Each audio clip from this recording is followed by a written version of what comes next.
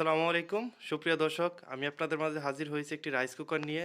আজকে আমি দেখাবো কিভাবে একটি রাইস কুকার ব্যবহার করবেন।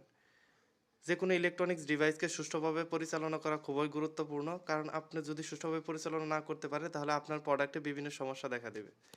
আর যদি আপনি সঠিক ইউজার ম্যানুয়াল জানেন তাহলে আপনি একটি প্রোডাক্ট কোনো ঝামেলা ছাড়াই দীর্ঘদিন ব্যবহার করতে পারবেন। তো আমার সামনে একটি রাইস কুকার আছে। এই রাইস কুকারটা প্রথমে এই রাইস কুকারটা সম্পর্কে আমি আপনাকে বলবো। বাজার আমরা সচরাচর যে রাইস কুকার অ্যাভেলেবেল পাই তার মধ্যে হচ্ছে 1.8 এবং 2.8 হলো খুবই জনপ্রিয়। 1.8-এর ক্ষেত্রে আমাদের হিটার এলিমেন্ট যেটা থাকে সেটা হচ্ছে 700 ওয়াটের থাকে। আর 2.8-এ একটা রাইস কুকারের ক্ষেত্রে যে হিটার এলিমেন্টটা ব্যবহার করা হয় সেটা 1000 ওয়াটের হয়ে থাকে। এখন আমি দেখাবো এই রাইস কুকারটা আপনি কি বাজার থেকে কিনে নেওয়ার পর কীভাবে ইউজ করবে। তো ফার্স্ট অফ অল যে কোনো ইলেকট্রনিক্স ডিভাইসকে পরিচালনা করার জন্য পাওয়ার সাপ্লাইয়ের প্রয়োজন হয়। আর এই রাইস কুকারটা 220 থেকে 240 ভোল্ট এবং 50 হার্টজে জেনারেট হয়।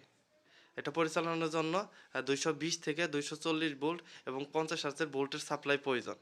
কারণ আমাদের বাসাবাড়িতে যে ভোল্টেজ সাপ্লাইটা থাকে সে ভোল্টেজ সাপ্লাইটা 220 থেকে 240-এর মধ্যে থাকে এবং 50 হার্টজের ভোল্টেজ সাপ্লাই থাকে। তো আমরা ফার্স্ট অফ অল এটাকে পাওয়ার সাপ্লাইয়ের সাথে কানেক্ট করব।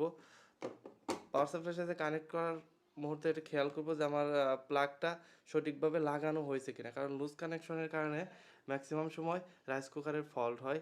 দেখবেন যে এক্ষেত্রে ফিউজ কেটে যায় বা পাওয়ার কেবল পুড়ে যায়। এরপর আপনি যে হাঁড়িটা ইউজ করবেন, এই হাঁড়িতে যখন আপনি চাউল দিবেন, চাউলের ক্ষেত্রে একটা পানির মেজারমেন্ট আছে যে আপনি দেখবেন যে বাজার থেকে যখন রাইস কুকার কিনে নিয়ে এসছেন এর সাথে একটা পট দেয়। যদি ওই পট দিয়ে আপনি চাউল দেন তাহলে যে কয় পট চাউল দিবেন তার ডাবল পানি দিবেন।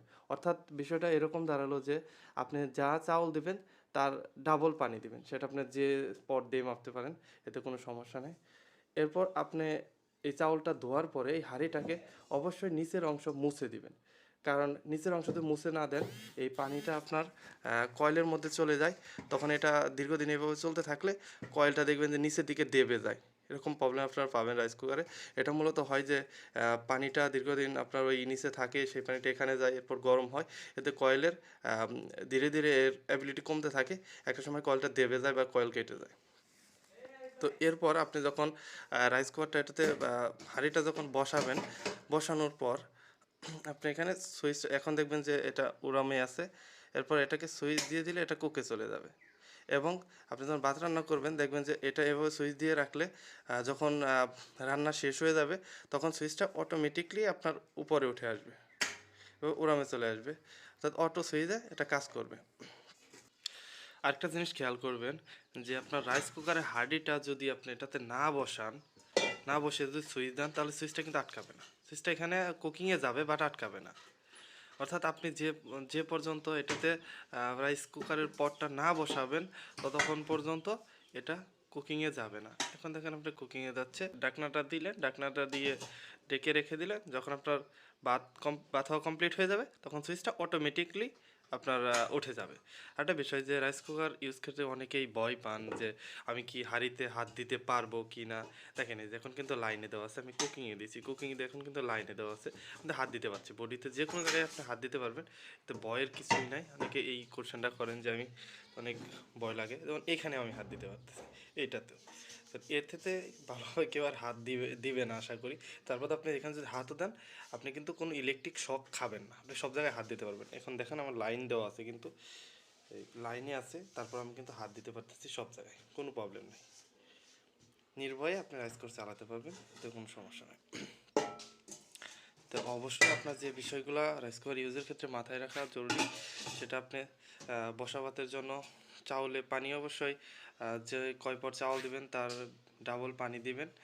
আর অনেকের চাউলে আপনার পানি কম বা বেশি লাগতে পারে, সেটা সেই অনুযায়ী তিনি মেজারমেন্ট করে দিবেন।